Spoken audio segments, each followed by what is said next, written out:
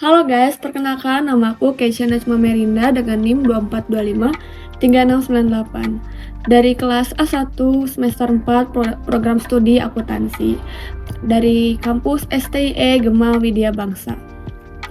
Baik, di sini aku mau sedikit mengulas mengenai akad-akad dalam praktik ekonomi syariah, yang dimana akad-akad tersebut ada musyarakah, murabahah, dan mudarobah. Mungkin banyak yang belum tahu ya mengenai akad-akad yang akan aku jelaskan ini, jadi simak terus videonya. Oke teman-teman, sekarang kita lanjut ke jenis-jenis akadnya. Yang pertama ada akad murabahah. Apa sih akad murabahah itu? Nah, jadi akad murabahah itu adalah akad jual beli dengan penjelasan harga pokok dan margin keuntungan itu secara transparan antara penjual dan pembeli. Jadi harga pokok dan margin itu udah disepakati gitu guys sama penjualnya maupun pembelinya. Terus kenapa sih ada harga pokok, kenapa sih ada margin? Nah, itu tuh jadi gini, harga jual dari akad ini tuh terdiri dari harga pokok ditambah margin keuntungan. Nah, yang udah jelas itu tuh pasti udah disepakati dari awal sama kedua belah pihaknya oleh penjual maupun pembeli. Jadi itu tuh sesuai prinsip syariat Islam gak sih? Sudah jelas itu sesuai prinsip syariah ya teman-teman. Itu tuh ada kejelasan harga dan margin. Yang udah jelas-jelas itu tuh melalui persetujuan kedua belah pihak, mau itu penjual maupun pembeli. Jadi gini, buat yang masih belum paham, jadi aku kasih contoh lah ya. Jadi misalnya aku beli motor nih ke BSI, Bank Syariah Indonesia. Nah, kalau memakai akad murabahah, itu tuh pasti si motornya tuh udah dibeli dulu sama si Bank Syariah Indonesia-nya ini, sama BSI. Baru dijual ke aku dengan harga pokok BSI beli motor ditambah sama margin keuntungannya buat BSI-nya. Itu kan udah jelas-jelas transparan ya guys. Kita menghindari ketidakjelasan karena emang udah jelas itu motornya dibeli sama margin yang diminta sama BSI-nya.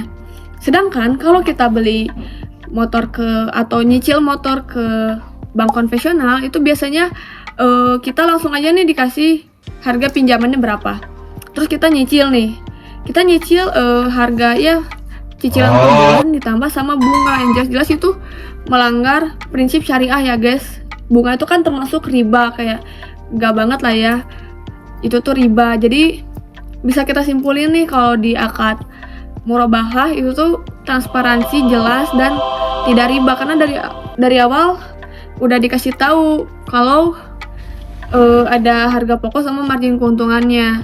Sedangkan di bank konvensional, kalau kita nyicil ya mungkin harganya semakin mahal, tapi itu kan termasuknya bunga cicilan, jadi itu riba guys. Jadi gitu. Teman-teman, kita lanjut ke akad yang kedua, yaitu akad mudarobah. Apa sih akad mudarobah itu? Nah, aku bantu jelasin ya. Jadi akad mudarobah itu adalah akad kerjasama bisnis antara si pemilik modal atau sering kita sebut investor sama pengelola usahanya untuk berbagi hasil keuntungan. Yang pasti hasil keuntungan itu udah disepakati dari awal oleh kedua belah pihak tersebut. Yang jelas ini tuh transparan ya guys. Nah teman-teman, jadi di sini juga ada mekanisme kerjanya akad mudarobah. Yang pertama itu pasti adanya pembagian keuntungan dan kerugian. Namanya juga memiliki suatu usaha ya pasti ada untung sama ruginya ya teman-teman.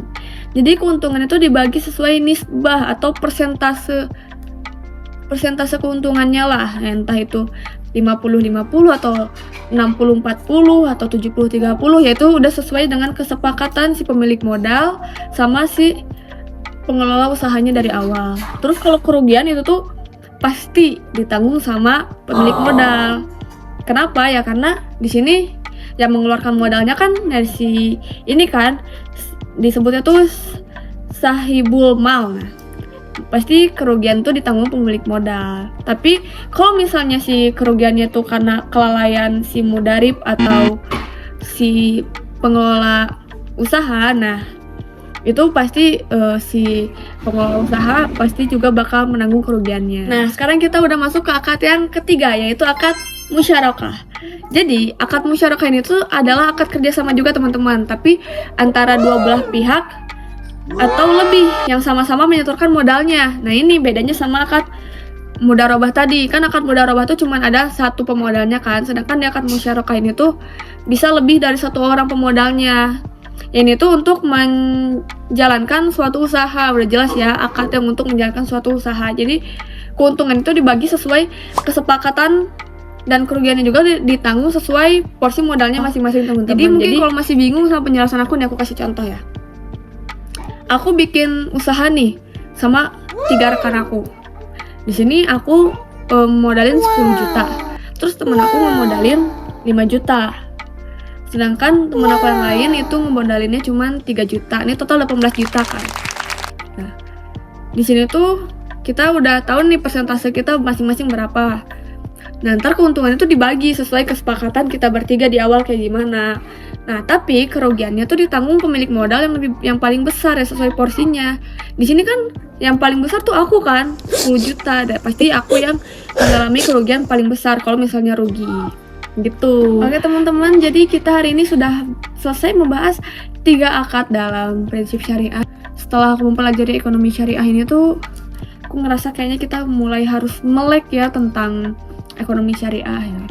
Mungkin segitu aja guys yang bisa saya sampaikan. Maaf mungkin masih banyak kekurangan dalam penyampaiannya maupun dalam perkataan saya, banyak yang salah, banyak diemnya, banyak AE-nya, karena di sini juga saya masih belajar ya teman-teman.